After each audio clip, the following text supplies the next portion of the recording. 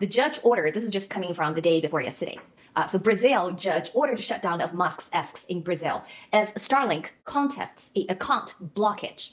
Okay, so and then the fine print says Brazilian Supreme Court Judge Alexandra de Maris on Friday ordered Elon Musk's X, formerly known as Twitter, to immediately suspend its operation within Brazil. The social media network closed its office in the country earlier this month rather than obey an order from the judge to block dozens of accounts being investigated over what? Fake news and hate speech. Of course, these are the claim of the Brazilian government, right? They say these are the hate speech according to our standards, so X, you need to block them. But Elon Musk, under the principle of free speech, he said no.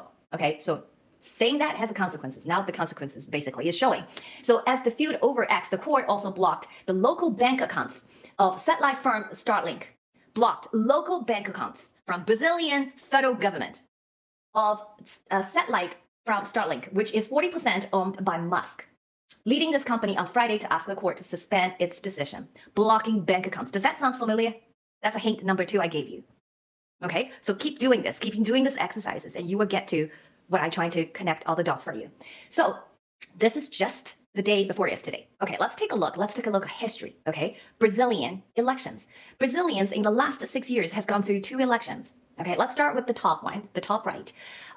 Bolsonaro won the 2018 election, and his opponent was the Worker Party. Just by name of the Worker Party, these are parties that promote socialism and communism. Okay, it's just like a Nazi. Nazi, if you in Germany, it means the National Party of Worker. National Worker Party. Oh, that's Nazi's meaning. So Bolsonaro won the 2018 election. However, there is actually a great report put out by Foundation for Freedom Online, who is executive director is Mike Benz. I just shared with you quite a bit of his video. Okay, that was interviewed in the beginning of the show. So what I show you on the right up corner is a kind of a run-up of the media headline and during the 2018 election in 2018-2019. And these a lot of the information, the headlines, the media headlines was, for example, the bottom one, The Guardian, say WhatsApp fake news during Brazil election favor Bolsonaro. Okay, and then disinformation spread on WhatsApp ahead of Brazilians' election. So basically, this report captured a lot of the mainstream media at that time so-called disclosing misinformation.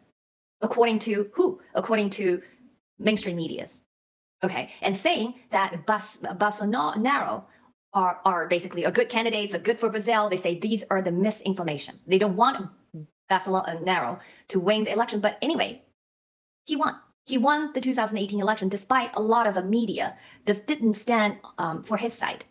Okay, so he beat his opponents who come from the Workers' Party. Okay, fast forward to 2022, at the bottom part of the 2022. Another report from Reuters.